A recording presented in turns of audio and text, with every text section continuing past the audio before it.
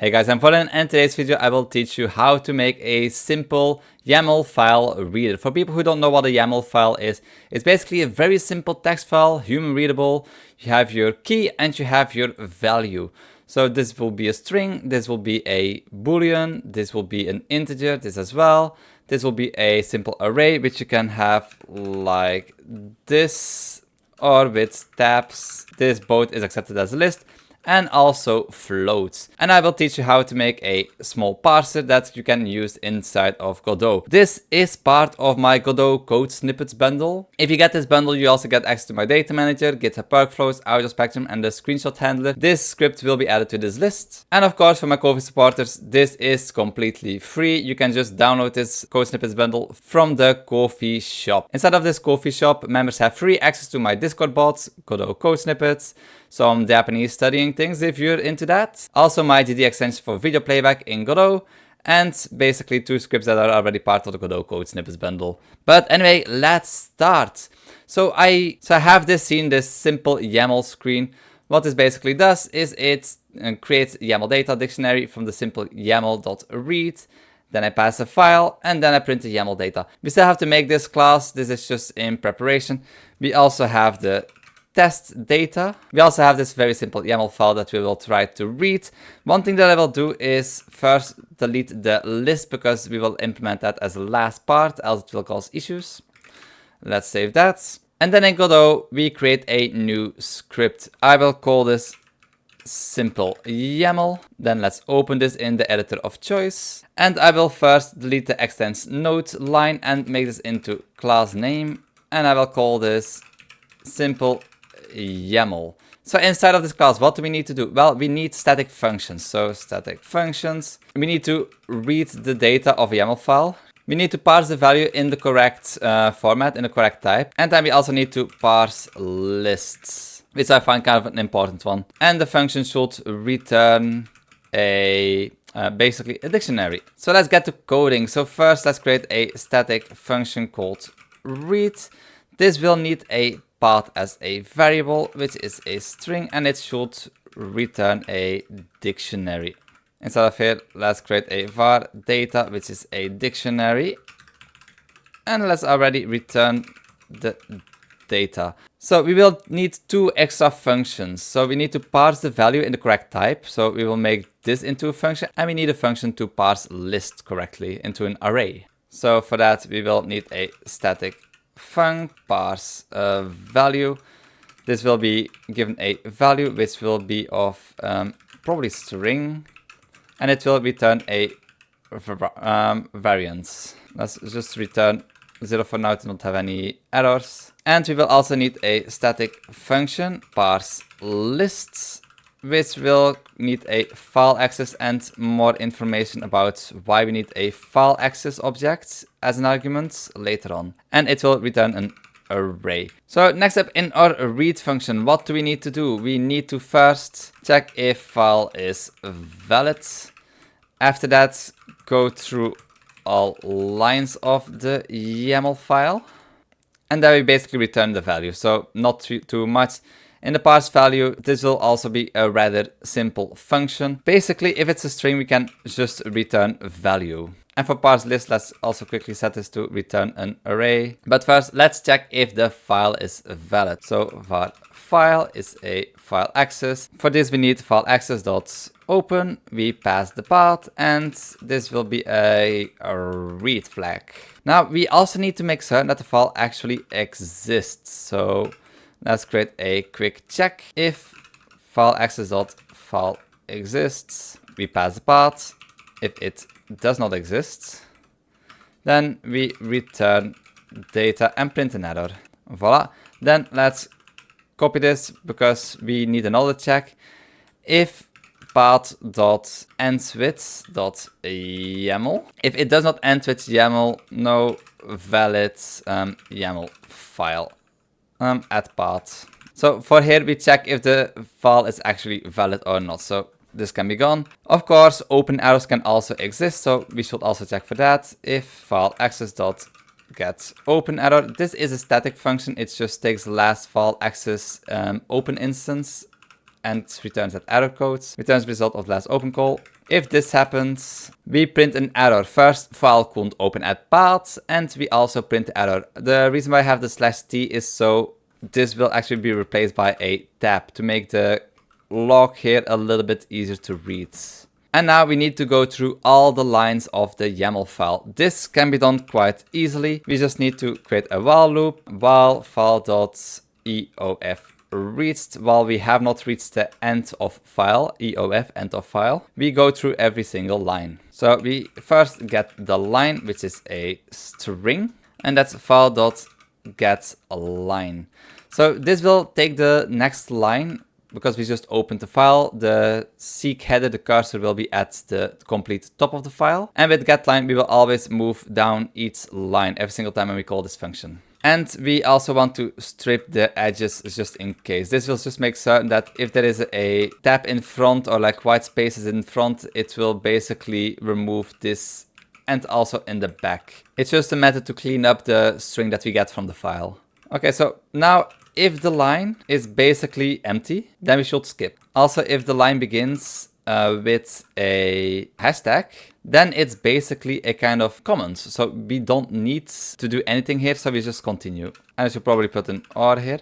Okay, so next up, we need the different parts of the lines. For this, we create a new variable. This is a packed string array, and we take our line and we split it by a column. And just to make certain that we only get two like values, or key and or value itself, because sometimes we can have this token inside, well, this character inside of our actual value. This can happen like in this example when the string also includes the same character. We first, to not cause any problems there, we look in our split. We can see there's a delimiter, which is our character. Allow empty, well, we don't really need, should allow empty. It should have some data, so let's set this to false, and the maximum split should be 2, because we only want to split in 2 different parts, false and 2. Now we need to get our key. So for our key, this will be a string, and for this we just take the first value of part. We also strip the edges again, just to clean up the key value.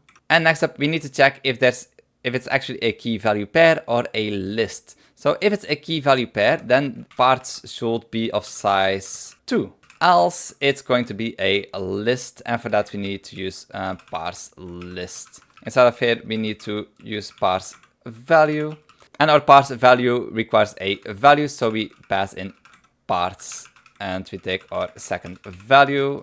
Array starts from 0, so 0, 1. And we also strip the edges just in case, so parse value has clean data to work with. But now this returns a variant, and we need to add that to our data. We already create our data array.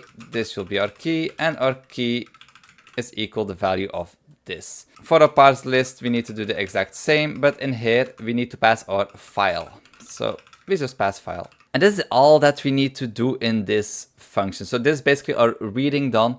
Now we just need to parse the value correctly and parse the list correctly. So let's first parse the value and then have a quick test. So if value is a valid integer, then we return int value. We can do the exact same thing for float by changing this to float, and here as well. And the next check will be to check if it's a boolean or not. So if value dot to lower, because some people type true with a capital letter and other people just type it low.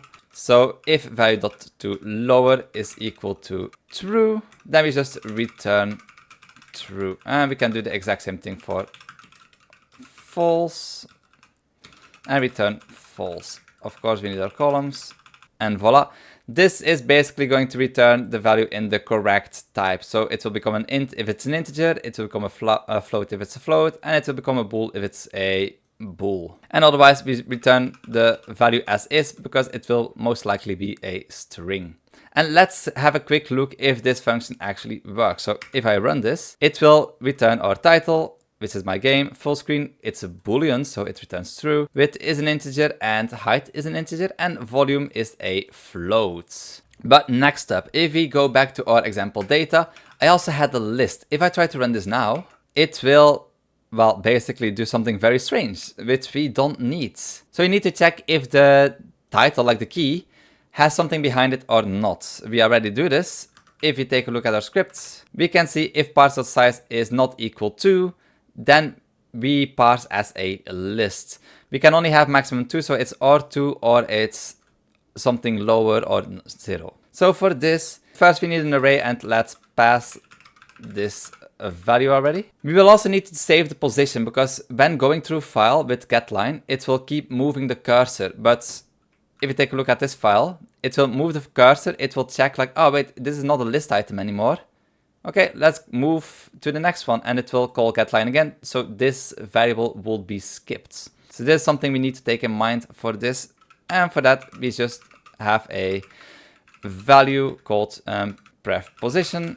And this is an integer. And let's set this to 0 to begin with. And also, while file.eof reached, while it's not reached, we can continue or until we manually break. First of all, we set our previous position to file.getPosition.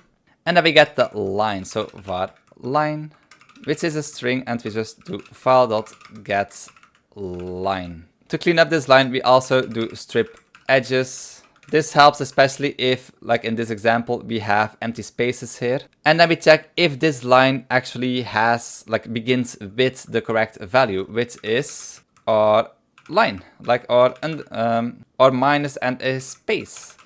If it does not start with this, we cannot do anything with it. So if line dot begins with this, then we can continue. But if it does not begin with that, we just break. But before it breaks, we should set the seeker, the cursor of the file, back to our previous position.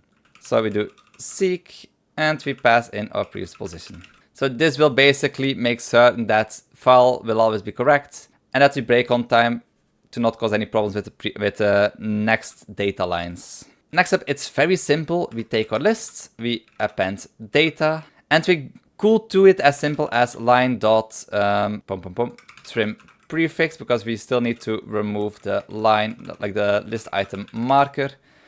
We could do it as simple as this, but it will be nicer to have the actual value type. So we just do parse value, and we send this as the argument. So now all the list items will be of the correct value. And probably something that we should also do is dot strip edges, just in case. And then we just return the list. And that is all we need to do. Normally, if I were to run this function now, this should work. So we have our title, our boolean, our integer, and then we have a list. This is a string, and this is an integer. So it is working. So basically our to-do list, static functions, yep. Read the data of a YAML file, yep. Parse the value in the correct type, yes. And parse list, yes. And return a dictionary. So the way that you will choose this is just like this. You create your variable, you set it as a dictionary, and you just use a static function read in simple YAML. And you pass your path. It's a very simple thing, but it works. And I personally kind of like YAML file. There are so many more possibilities with YAML, but for most people and most developers, this will probably just suffice. If you need something more complicated, I would recommend you to look at config type scripts that Godot natively supports instead. But yeah, anyway, this is part of my Godot code snippets bundle. You can pick this up on is.io, or you can get it from my Ko-fi shop. And talking about my Ko-fi shop, a big thank you to all my Ko-fi supporters for having supported me for all this time. Thank you very, very much for everything, and I'll see you all in the next video. Thanks for watching. Bye bye.